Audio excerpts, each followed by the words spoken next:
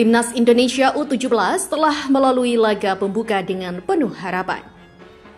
Skuad asuhan Nova Arianto tampil cantik, namun hasil akhir masih belum memuaskan. Baik dari pihak pelatih, pengamat maupun fans juga melihat bagaimana tim ini masih bisa dimaksimalkan. Skor akhir 2-2 atas Tajikistan memang sudah lumayan, namun akan ada terus peningkatan permainan dan kualitas antar pemain. Termasuk bakal mencoba beberapa pemain diaspora baru lagi. Di laga versus Uzbekistan sendiri, sudah ada satu diaspora baru yang dicoba. Dampaknya pun cukup signifikan. Ia diberikan kesempatan sebagai starter dan langsung membuktikan dengan asis ciamik yang berbuah gol. Namun di lini pertahanan masih banyak kecolongan. Fokus pemain juga masih belum bisa membentengi gawang Garuda dengan baik. Lantas apa saja yang harus dievaluasi? Akankah pemain diaspora lain juga bakal diturunkan di laga selanjutnya menghadapi Uzbekistan? Let's go, kita bahas satu persatu.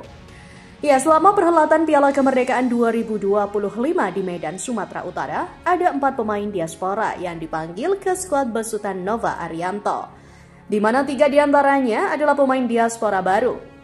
Mereka adalah Aizar Jacob dari Sydney FC 2 di Australia, Noah Poha dari NEC Breda di Belanda, dan Aaron Sitela dari Boland Lions di Australia.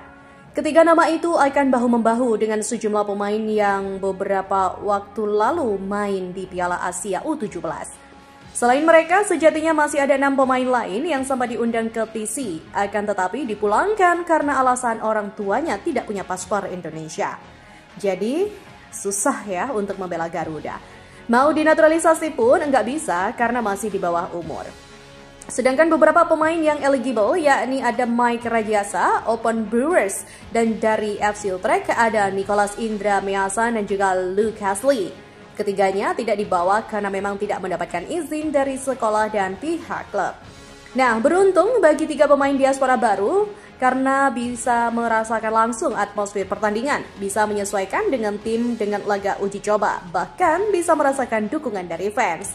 Ketiganya datang dengan bagasi pengalaman dari luar negeri, membawa cara pandang sepak bola yang mungkin sedikit berbeda dari rekan-rekan mereka di tanah air.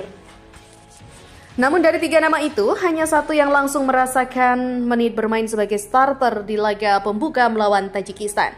Dia adalah Aizar Jacob Tanjung. Dan percayalah, penampilannya bukan sekadar lumayan. Ia berhasil memberi warna baru di lini tengah Garuda Muda.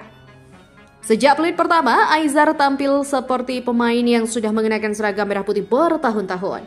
Padahal ini baru debutnya. Bermain di posisi gelandang tengah, ia jadi pengumpan, memotong aliran bola dan menjadi jembatan antara pertahanan dan juga serangan. Sebuah peran yang sering dianggap biasa oleh penonton awam, tapi justru krusial bagi pelatih dan juga tim. Begitu menguasai bola, Aizar jarang panik, tak ada tackle terburu-buru dan tak ada sapuan asal-asalan.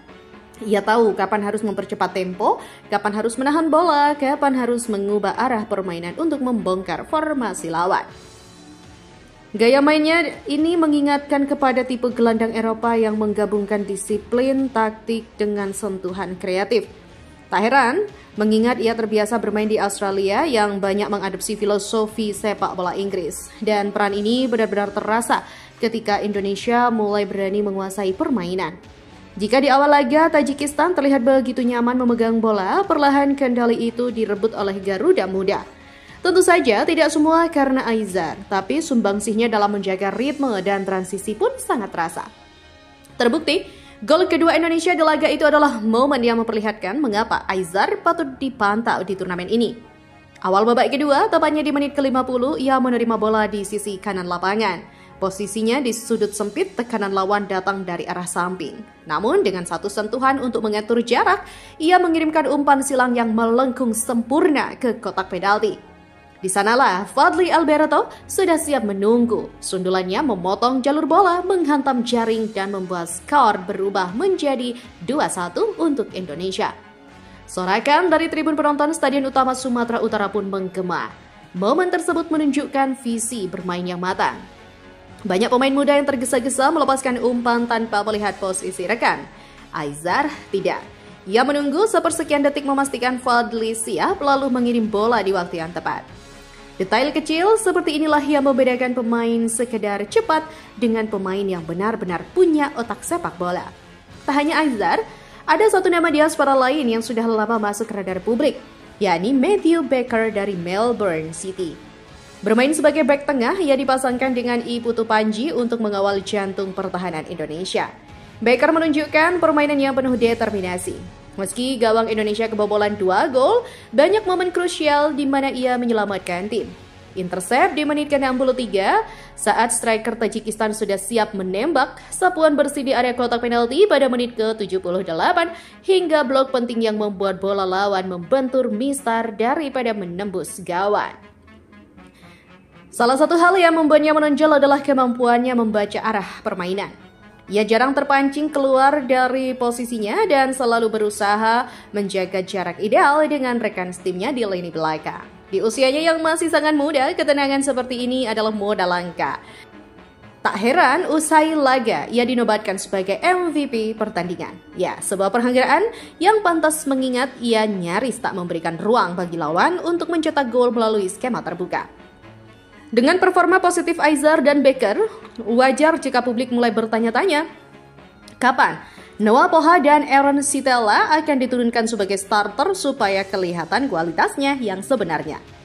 Noah dikenal sebagai gelandang serba bisa. Ia bisa bermain sebagai gelandang serang, bertahan, bahkan sayap jika dibutuhkan. Di Nek Breda, ia terbiasa bermain dalam formasi yang menuntut pemain untuk fleksibel. Kemampuan ini bisa jadi aset berharga untuk Coach Nova yang suka mengubah strategi di tengah laga. Sementara Aaron Sitella adalah penyerang sayap yang bisa dia mainkan sebagai striker. Kecepatan dan kemampuannya mencari ruang adalah senjata utama. Di laga selanjutnya melawan tim seperti Uzbekistan yang punya bek tangguh, Aaron bisa menjadi pembuka ruang bagi penyerang lain. Dan menurut laporan yang beredar, Coach Nova memang berencana menurunkan keduanya di laga berikut. Bukan hanya memberi mereka kesempatan, tapi juga untuk melihat apakah kombinasi 4 diaspora ini bisa menjadi senjata rahasia di Indonesia menjelang Piala Dunia U17 di Qatar. Menariknya nih, Sobat Kamus Bola, Coach Nova sendiri sudah menegaskan bahwa di turnamen ini target utamanya bukan juara. Tentu, menang tetap menyenangkan, tapi yang lebih penting baginya adalah menguji seluruh pemain, mencari siapa yang paling siap menghadapi level dunia. Piala Kemerdekaan adalah kesempatan langka untuk menjajal kekuatan lawan-lawan tangguh tanpa tekanan kualifikasi atau babak gugur. Bahkan, kekalahan pun bisa menjadi bahan belajar asalkan tim mendapatkan pelajaran yang tepat. Karena itu, ia tak ragu untuk melakukan rotasi besar-besaran. Sistem ini kadang membuat permainan tidak stabil, tapi di balik itu ada manfaat jangka panjangnya. Indonesia akan memiliki skuad yang lebih dalam, siap menghadapi situasi apapun di Qatar nanti. Kalau saya, pasti taktik saya adalah saya ingin mencoba semua pemain yang ada di tim saat ini ya. Karena selagi ini menjadi persiapan awal kami menuju ke Piala Dunia, sehingga nanti bisa dapat formasi kami. Apakah kita butuh pemain baru lagi atau kita lihat situasinya? Jadi fokus saya di 3 pertandingan ini pergi kepada pemain kami dan untuk melihat situasi pemain baru termasuk beberapa pemain yang akan kita coba. Namun jangan lupakan fakta bahwa lawan berikutnya Uzbekistan, bukan tim sembarangan. Mereka adalah juara Piala Asia U17 2025 kemarin. Tim yang punya mental juara dan pengalaman bertanding di level tinggi. Meski begitu, pertandingan pembuka mereka di Piala Kemerdekaan berakhir tragis, kalah 1-5 dari Mali. Sebuah hasil yang mengejutkan banyak pihak bukan hanya karena skor besar, tapi juga karena cara mereka salah. Tertekan sejak awal, kehilangan kendali permainan dan gagal merespons strategi lawan. Mali sendiri memang bukan tim ecek-ecek sebagai semifinalis Piala Dunia U17 2023 lalu. Saat di Indonesia, mereka datang dengan reputasi kuat. Striker mereka, Anjikar Raymond Bomba, bahkan mencetak hat-trick di laga itu. Bagi Indonesia, ini berarti 2 hal. Pertama, Uzbekistan mungkin sedang goyah secara mental. Kedua, mereka pasti ingin bangkit dan tidak akan membiarkan Garuda Muda mempermalukan mereka. Artinya, laga ini akan menjadi ujian mental sekaligus teknis bagi pasukan Coach Nova Arianto. Kini, kedua tim punya motivasi masing-masing. Indonesia ingin membuktikan bahwa tim ini bisa bersaing melawan juara Asia, apalagi di depan publik sendiri yang tak pernah lelah bernyanyi. Sementara Uzbekistan akan berusaha menghapus stigma juara Asia yang mudah dibantai dan memulihkan harga diri. Satu keuntungan besar bagi Indonesia adalah dukungan publik Medan. Stadion utama Sumatera Utara menjadi arena sekaligus benteng psikologis. Suara drum, chants, dan juga teriakan penonton bisa menjadi energi tambahan bagi para pemain muda ini. Namun, dukungan yang besar juga bisa jadi tekanan. Pemain muda seringkali terbebani untuk tampil sempurna di depan pendukungnya sendiri. Tugas Coach Nova adalah menjaga mental tim tetap fokus pada permainan, bukan pada ekspektasi yang menekan. Pada intinya, seluruh rangkaian cerita di laga pembuka ini hanyalah awal dari perjalanan panjang Garuda Muda. Diego cemerlang Aizar, Jacob dengan asis manisnya, tembok kokoh yang ditunjukkan Matthew Baker, hingga bayangan potensi Noah Poha dan Aaron Sitela yang siap untuk unjuk gigi. Semua menjadi potongan puzzle yang mulai terpasang. Coach Nova sudah memberi sinyal bahwa turnamen ini bukan sekedar mencari kemenangan, tapi membentuk fondasi yang solid untuk Piala Dunia U17 nanti. Namun, waktu tak menunggu, laga selanjutnya sudah menanti hanya selang 3 hari. Pada Jumat 15 Agustus, Timnas Indonesia U17 akan berhadapan dengan sang juara Asia, Uzbekistan. Sebelum akhirnya menutup fase grup menghadapi raja terakhir yang begitu ditakuti, yaitu Mali. Dua pertandingan ini bukan hanya soal hasil, tapi juga ujian seberapa cepat para pemain, terutama diaspora baru, bisa menyatu dan menjawab tantangan di level tertinggi.